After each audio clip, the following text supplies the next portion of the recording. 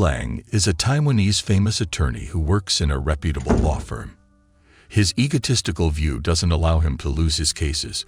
Plus, he works for money and influential businessmen. On the other hand, Xiao Yan is an ordinary attorney who lives for one principle throughout her career, and that is the implementation of justice. They meet against each other in a civil law case where Xiao Yan's client is the plaintiff. The hearing session begins, and Xiao Yan seems to be doing her job well, although she's nervous. Lu Lang suspects that his client is hiding something from him. Hence, he asks him to meet again. Unintentionally, Xiao Yan drops something that belongs to her, and Lu Lang finds it and gives it to her while they're in the elevator. He brags about himself by talking about the time she's going to waste in the court because she faces a fierce opponent, Lu Lang. She replies that he should stop flirting with her. After all, he's not her type. She will continue in this case. Lu Lang's manager at the office knows his ability and skill in winning cases. He's given a free ticket to criticize his colleagues, regardless of who they are. Lu Lang plays it smart if his client is at fault. He resolves matters away from the court by paying sums of money in order to silence the victims in the case. One day in a store, a little boy named Liang calls him daddy. Lu Lang freaks out and calls an authorized policeman to look after the kid, who insists that Liu Lang is his father. The policeman thinks that Liu Lang shouldn't be careless about his own flesh and blood. Upon that, Lu Lang becomes tense and walks away, and the little boy follows him. He heads out to the company where he attends a negotiation meeting with Xiao Yan and her manager, Kuo Yun, who amuses herself by putting her bag in Lu Lang's greeting hand. The case session begins, and Xiao Yan presents her client's new evidence. Upon that, Lu Lang flies off the handle, and when his secretary tells him that his son is waiting for him outside, he says that he doesn't have kids. Outside the meeting room, the kid clings to his leg and says that it's wee time. Of course, Lu Lang takes him to the bathroom. He gives the kid his watch and says that he will meet him after he finishes his work. After his work, Lu Lang finds the kid waiting for him, and Xiao Yan gives him candy and cake. After that, she passes the mean comment that he's not accepting his son. He doesn't believe his eyes when he finds a letter with the kid that confirms the bad news for him. Since the kid is 5 years old, Lu Lang goes 5 years ago and digs into his promiscuous affairs. From whom he has had this kid. He meets with those women, one by one, and neither his raincoat nor a canopy saves him from those nice splashes of water or drinks at his face. He takes the boy home and asks him who was his guardian. The child denies knowing anyone but him. Lu Lang decides to take a DNA paternity test. Despite his recent upside-down life, Lu Lang doesn't have the luxury to avoid his work troubles. People hold demonstrations against his client because he uses harmful substances that are not permitted in his factory. His rival, Xiao Yan, stands with them, and Lu Lang meets with her client and offers him compensation to give up the right to file a lawsuit against his client. He gives him time to think. Outside, he finds the little boy, Liang, playing with origami planes. Xiao Yan plays with the kid and finds out that the planes are made of the same lawsuit case documents. In the meantime, Lu Lang succeeds in persuading the client to take the compensation money. Upon this, he blows victory at Xiao Yan's face. At home, Lu Lang wakes up to see the chaos that the little child has created. And to his work challenges, he realizes that the factory issue doesn't go away. Xiao Yan learns that producing kids' health-harmful candies is an utter crime. Therefore, she decides to publish the information she has obtained in the press. Lu Lang's client blames him for the leakage of confidential information because no one knows that except his attorney. The problems follow one after the other, as the factory case becomes an issue of public opinion. The night stars glitter amid Lu Lang's day sky when he finds out that the result of the DNA test is 99.9%, which proves that he is the little boy's biological father. The ill omen doesn't stop when he gets fired from the law firm, and people describe him as an attorney who doesn't maintain his client's confidentiality. He applies to work in other companies, but no one accepts him. He loses everything and doesn't afford to pay for the rent. And he sells his furniture. Nobody contacts him except for his friend, Suda, who comes from a rich family that calls him a loser because of the many times that he has been exposed to fraud. In a bar, one of Xiao Yan's friends, Nicole, who works as a lawyer too, meets with Suda unintentionally, wearing coordinating shirts. He takes her business card, and in their second meeting, he brings Liu Lang along with him. The meeting is a forced-joining effort to work in Nicole's office. However, her office work doesn't fit Liu Lang's law status, brilliance, and standards. From her side, Nicole persuades her manager and her colleague, Xiao Yan, that employing Liu Lang in their office will strengthen the company's facade and work. In addition, they will get rid of the burdens of monthly income, which currently leads them to a financial predicament. And the manager agrees. On his part, Suda convinces Liu Lang to think about joining the small office for a little while. Now things are aligning bit by bit, especially since Liu Lang's life isn't going well. He needs money. He finds a small flat in a modest neighborhood. But when he sees the landlord, Zhu Jia, he decides to leave. Unlike his little boy who finds a drawing and asks about it, the landlord tells him that it belongs to a girl who used to live here. When Liu Lang learns that the landlord reduced the rent for the previous tenants because of their meager income and difficult living conditions, he, cunningly, hugs his son and whispers in his little ear that he must call him daddy in front of the baldy man. With that little acting, he passes through that soft spot onto the owner to reduce the rent for them. After that, Xiao Yan and Nicole meet with Liu Lang to solve a case in their office for 70% of the money. He signs the deal and meets his client. And when they're together, Xiao Yan argues that all that matters to him in this case is money. However, she cares about achieving justice. In the court, Liu Lang, with a strong grip over the situation, wins the case, the client's satisfaction, and most importantly for him, the money. On the other hand, Xiao Yan finds out a questionable loophole in the same case.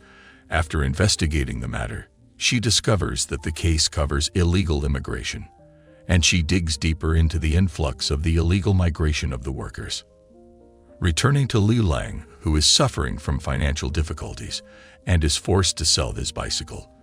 But because of the emotional attachment to his dear object, he bids it a touching farewell.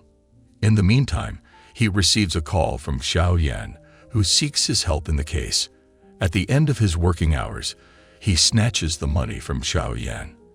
And at the office, he shines out his self-absorbed demeanor. However, as long as he stacks money in their accounts, they don't overthink his talk. And when the manager, Hui Yun, offers him work for monthly paychecks, he refuses. He wants to win the lion's share. His commission has to be 90% of the profits. What a greedy little hamster. Finally, they have settled on 60% commission. And considering his situation, Liu Lang believes that it's a winning call for him. At the office meeting, Hui Yun decides to step ahead and take the public opinion cases to pump more money into her office. And since he wants to restore his reputation among the major law firms, Liu Lang corroborates the decision. But because the public opinion cases are, usually, against businessmen or the big lavish brands, Liu Lang flips the chapter on selecting the clients. He finds out that all cases are not profitable. On the other hand, Liu Lang finds it obstructive to take his son with him everywhere he goes. To solve this issue, he enrolls him in a kindergarten, where he meets the principal and introduces himself as the kid's uncle. He signs the papers without reading them. His concern intensifies for his son, who's suffering from separation anxiety disorder. He refuses to go to his daily class, but Zhu Jia saves the situation. Old habits don't faint away easily. Liu Lang finds a girl in a red dress who works for a big company, and he asks her to go out with him. But when he gets calls from Xiao Yan that his son is in the hospital, he hurries to check on the little kid and finds out that he has an injury in his leg because his so-called teacher isn't qualified enough to take care of his safety. When he meets the principal of the kindergarten, he learns that there is no clause in the contract that stipulates that the teaching staff are specialists in the field. Plus, if he wants Liang to leave the kindergarten, then he must pay the compensation. It gets even worse when he learns that his son is scared. The staff is ruthless. Now he has heard enough and wants to sue them for their fraudulence. He investigates the disagreeable secret of the kindergarten with Xiao Yan. Lu Lang tries speaking with the parents of the kids, but since his reputation has been tarnished and disgraced lately, nobody trusts him. He files a case against the kindergarten, playing the attorney and the plaintiff at the same time. But because of the circumstantial evidence who has retracted her statement in the case, the court has postponed the session. Liang has nightmares, but he can't tell his dad because the principal wants his mouth shut. He says something about his toy and how the kindergarten staff broke it. Liu Lang hides a camera in the new toy to record what happens behind the walls of that horrible place. Eventually, the truth comes out, and the session in the court takes place. While Liu Lang believes that he has enough evidence to shut down the kindergarten, the principal's position seems firm, as there are people with influence who support her. Liu Lang believes that he can win this case, especially since his son is affected at a dangerous level. And he wins the case. To carry on the celebration, Liu Lang goes out on a date and asks Xiao Yan to take his son out. He doesn't know that they are in the same restaurant, until now when his date sees his cute small family. Thinking that Xiao Yan is the mother and her date is the cheating father, she leaves, whereas Xiao Yan takes over her place. The next day, and as a thank you gesture, the parents at the kindergarten send food for Liu Lang's colleagues. He takes the gesture with gratitude, but wishes if they send money. As for Zhu Jia, he finds a reputable kindergarten for Liang, and with the eye of a careful attorney, Liu Lang peruses the contract and signs it as the kid's father. When he goes over the result of the DNA test once again, he realizes that he was mistaken about the result. The identification percentage is actually 97. This indicates that there's a possibility that he might be Liang's uncle. On the following day, Liu Lang goes to court, where Xiao Yan has a law case. Her client is Dr. Lin Wei, who's accused that because of the CPR that he had performed in the past, unluckily, the patient ended up with serious complications afterward. And when the judge puts pressure on him, Xiao Yan comes, fiercely, in her client's defense. Liu Lang enjoys the paradox of dishonoring the honorable judge at his workplace, the court. He takes a selfie that may fit well as a memoir, then resolves the issue in his own way. He negotiates with the man who has filed the lawsuit and agrees with him that he pays the doctor $5 million. However, Xiao Yan goes against Liu Lang's solution, which finds its direct way to the Huaiyuan's approval. After his innocence has been proven, Dr. Lin Wei decides to file a defamation case against Ji Hen, the social media influencer who has spread the bad news against him wrongfully. And as usual, Liu Lang wins the case. Back to little Liang, who practices whistleblowing for the kindergarten's competition.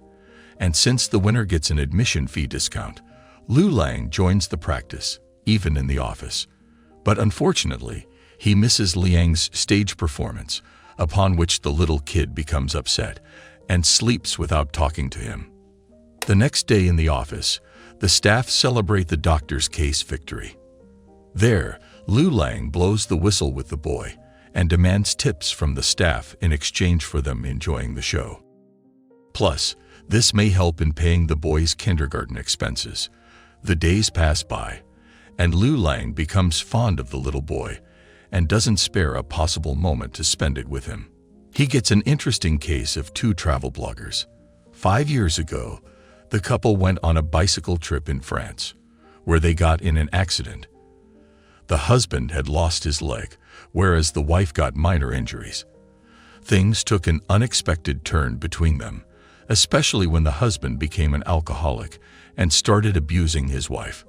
Yet, they still claim that they love each other. The wife is the plaintiff, and to strengthen the case, Lu Lang asks her to record her husband abusing her, and she does so. The husband suspects that his wife is in love with someone else and whips himself into a frenzy over that. After some time, the case takes a more positive turn when the couple takes a bicycle ride and recalls their past shared happy moments, and their love story ends with a divorce without grudges. But Xiao Yan, who believes in fairy tales' happily ever after ending, becomes sad. Lu Lang drags her out of that gloomy trance by saying that they should focus on the legal aspects and leave the feelings for their clients. And in the meantime, the ebbs and flows between Nicole and Xu continue. He wants her, and she pushes him away. The annual lawyers' event is held, however. Lu Lang is not invited. The invitees scoff at him. Those are the ones who had to put up with his arrogance in the past. And when Xiao Yan meets with the psychiatrist who says that Liang undergoes an extreme emotional swaying that appears in his drawings, Xiao Yan shows them to Lu Lang, who challenges everyone that the kid lives a healthy life with him. He asks her to get involved in his plan as a wife. Apparently, they're persuasive in their act, as the psychiatrist becomes positive that they're providing a happy life for the kid. But not so long. The psychiatrist exposes the plot, and Lu Lang explains that the kid needs stability in his life. He promises that he won't spare an effort to draw a smile on the kid's little face. In his work life, Lu Lang gets a violence lawsuit against the pets. His client is an actress who's ready to pay NT $3 million. The number is all that Lu Lang needs to take the case. When he goes deeper, he realizes that the client has suffered PTSD because of a childhood incident in which she got attacked by dogs. The plaintiff is her agency that claims losing its reputation because of the client's violence. But Lu Lang wins the case, and the people's voice as well. The lawsuits come in successive lines. In one of them, Lu Lang looks into a disputing case between two brothers. When one of the brothers knows that the other is an Alzheimer's patient, he gets softer and reconciles with him. One day, Lu Lang decides to take Liang on a trip to his hometown. And aboard the bus, he finds out that Xiao Yan shares the same trip with them. He wants to see if any of his family members resemble Liang's features, and when he asks his mother, she confirms that he looks like him. He returns with zero progress. But that isn't the case in his office. Lu Lang becomes mesmerized because of a little kid who files an emancipation lawsuit against his parents. The 11-year-old kid is a university genius student, a music composer, and other creations of his own. But Lu Lang doesn't take his case seriously and sends him back. And since Liang's kindergarten has arranged a bicycle road race, Lu Lang trains the little kid, especially since the reward is NT $8,000 for the winner. When Lu Lang goes to his office, he finds the same little genius who asks for his help. He plays the rock-paper-scissors game, upon which they will move forward in the case if the boy wins. But if Lu Lang wins, then the kid must return without coming back this time. The game begins, and the boy wins at first, but Lu Lang shakes the odds in his favor and wins the game. He calls the parents, who express their gratitude and want Lu Lang to watch over their son. They seal the deal by offering him a fat money envelope. In the office, Xiao Yan meets the genius boy and learns that he is the one who pays for his band's expenses and that he steals money from his mother. But the boy assures her that he will return all that money to his mother after publishing his songs. The kid asks her not to tell his parents. However, Lu Lang informs the parents, who come immediately and take the boy. After some time, the parents tell their son about the piano playing competition, and the boy refuses to participate in it. They once again seek Lu Lang's help to persuade their kid. The kid escapes, and after searching, Lu Lang finds him in the bathroom crying. The kid says that he's fed up with his parents pressuring him, and that he doesn't want to be forced to participate in this competition. As the boy's attorneys, Lu Lang and Xiao Yan object to forcing the boy to participate against his will. In order to convey the message to the parents, they both perform a charade act in which the boy explains his feelings without any external pressure. Here, the parents understand their son and let go of their selfishness.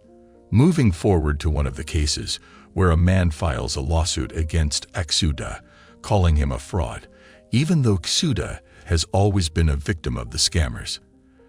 And Lu Lang accepts the case. After going deeper into the case and visiting a factory, Lu Lang learns that its owner has sold his ID and lives, right now, as a homeless man there.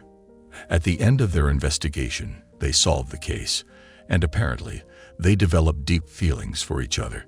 In a child custody case, Xiao Yan hears the mother who doesn't seem well. She abruptly runs and bumps into Lu Lang, hitting him in his nose. This case leads them to the father, who's Lu Lang's previous manager. The father claims that his ex isn't qualified to take care of his child or even come near him. In her past, the mother worked as a model, and they fell in love with each other. But the man started to force her to cut herself out of her friend circle. He abused her verbally and physically. And because of that, she became depressed. Her ex prevented her from seeing her child. At the court, Lu Lang feels the awkwardness of fighting a lawsuit against his previous boss. When they leave the courtroom, he bursts out screaming. Then he becomes calm and says that he's okay now. He appoints a psychiatrist for the mother. In their following court session, the child says that he wants his mother to be away from his father because he always mistreats her and makes her ill. Lu Lang presents the improved psychological condition of his client, which specifies her eligibility to care for the child, and to strengthen her financial position, he proves that she bought a bakery store. The court rules in favor of the father, and that the mother can visit her son twice a week. After she recovers completely, she will be able to file a custody suit. Lu Lang loses his spirit because he has failed this time. After some time, the mother becomes a successful bakery owner, and her son comes to visit her from time to time with the father. As for Nicole, she turns down Xuda's fancy proposal because the timing isn't perfect for her yet. And Lu Lang takes Liang to his grandfather, who becomes amazed because this is the first time he knows that he has a grandson. At work, Lu Lang decides to quit his current job because of the mismanagement that, if not changed, will lead to a certain downfall of the office. At the same time, he learns that there's a problem in his hometown, where an outbreak of a disease spreads farther to the nearby areas. The residents accuse the mayor, Lu Lang's father, of his negligence. They demand he quits his position. Lu Lang stops the humiliation and rolls up his sleeves to solve the problem. When Xiao Yan notices a tense current in his talk with his father, he replies that he hasn't had a perfect relationship with his father anyway. The memories take him back to his adolescent lifetime. His father used to abuse him and disparage his efforts to prove his capability to do something useful in his life. At times, he had to admit to a theft that he hadn't committed, only because he knew that there wasn't anyone who would believe him. Back to the present, they leave the town with that familiar sense of belonging to each other. The day comes when Hui Yun, their manager, announces that, once and for all, she's going to close the office, and her smiling face bursts into tears. A call comes from Lu Lang's cousin, who asks him for help. He finds him on the side of the road. His cousin's story is that he used to work as the executive manager in an investment company that was owned by a fraud businessman who ran away with all the money and left Lu Lang's cousin with nothing but threats from the creditors and the investors who were asking for a refund and their money back. He escaped with his son, Liang, and learned that Lu Lang would provide his son with a better life. He played with him the ice water game and told him that from now on, he wouldn't call him daddy unless hearing him saying unfreeze. Then he left the boy in Lu Lang's hands and kept observing him from afar, making sure that his son was well.